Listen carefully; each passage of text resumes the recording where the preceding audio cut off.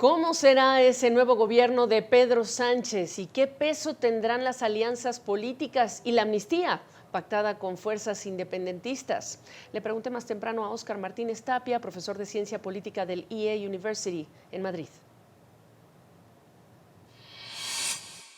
Pensemos, Gabriela, que siempre que Pedro Sánchez ha estado en el gobierno, los expertos le hemos augurado una legislatura muy corta y siempre nos hemos equivocado, con lo cual parece que Pedro Sánchez se encuentra muy cómodo yendo contra pronóstico.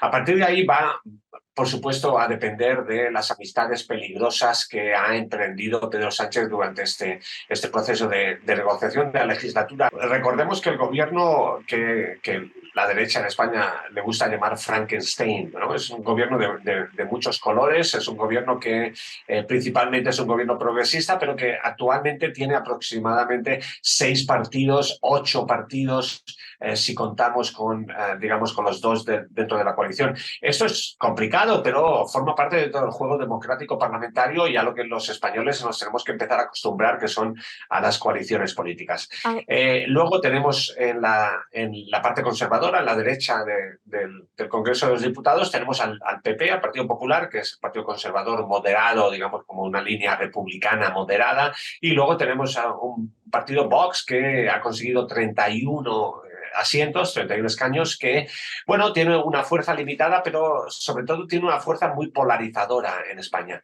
de las promesas hechas a los independentistas y el efecto que va a tener sobre la gobernabilidad de Pedro Sánchez, ¿qué me dices? Pero quizá en particular la figura de Carles Puigdemont. Bueno, aquí iríamos, digamos, a esta frase hecha que son las amistades peligrosas, ¿no? Las amistades peligrosas de Pedro Sánchez, quizá podría ser una buena novela política. En cualquier caso, Carles Puigdemont es una figura muy problemática en España. Recordemos que él era presidente de la Generalitat, que es el gobierno catalán en el año 2017, donde se convocó unilateralmente este referéndum de independencia, que fue ilegalizado, ilegal, por tanto. Luego también recordemos que unilateralmente declaró la independencia de Cataluña y cuando todo esto no funcionó, pues se metió en el maletero de un coche hacia Bélgica y, bueno, pues supuso una situación un tanto dantesca para la Unión Europea y para España y para Bélgica en el siglo XXI. Yo creo, sinceramente, que Carles Puigdemont y el Pedro Sánchez, o los negociadores de Pedro Sánchez, han debido seguramente de firmar alguna cosa debajo de la mesa para un progresivo desplazamiento de Carles Puigdemont desde el centro de la figura política hacia los lados e incluso hacia una desaparición posiblemente no muy lejos, porque es un factor de inestabilidad muy, muy importante. Dentro de lo que se puede hacer, las prioridades. Evidentemente, formar gobierno, elegir miembros de un gabinete, y yo te preguntaría qué tan importante es a quien elija a Pedro Sánchez en ese gabinete, pero las prioridades dentro de esta legislatura y la posibilidad de avanzar en ellas para cerrar. Recordemos que yo creo que lo primero es siempre el dinero, ¿no? Necesitamos un presupuesto y necesitamos mandarle un presupuesto a Bruselas porque el anterior que le hemos mandado pues no es el actual. Entonces, lo primero será el dinero, por supuesto, conformar un gobierno en el que la vicepresidenta seguirá siendo Yolanda Díaz como ministra de Trabajo. Parece que se manejan dentro de Sumar 5 ministerios que podrían ir a Cultura, Asuntos Sociales, todas estas cuestiones.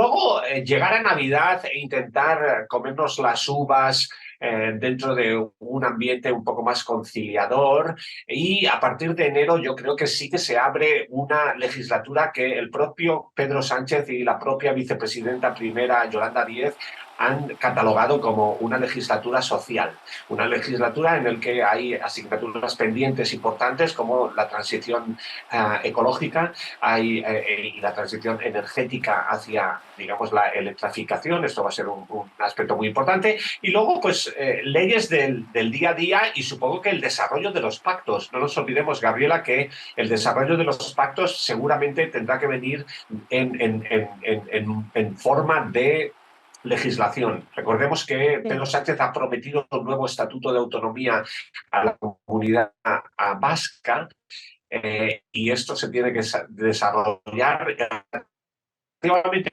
pronto. Acuérdate, Gabriela, que los Bien. gobiernos recién nombrados inicialmente son los momentos en los que ellos intentan pasar más legislación y la legislación más complicada. Con lo Lo, cual, vamos a ver lo que pasa a partir de enero. lo más breve que puedas, en el contexto más amplio, la Unión Europea, Europa, las alianzas que construirá Pedro Sánchez con líderes europeos. ¿Qué hay en relación con ello? Y, por supuesto, la polémica que generó la propia ley de amnistía en el contexto europeo. Sí, creo que el gobierno de Pedro Sánchez tiene buena reputación en Europa. De hecho, si perdía Pedro Sánchez las elecciones, ya se manejaba posiblemente una llegada de Pedro Sánchez a las instituciones comunitarias y se hablaba de incluso de que pudiera ser comisario o parlamentario europeo. Entonces, Europa es una proyección muy importante para los socialistas y bueno, yo creo que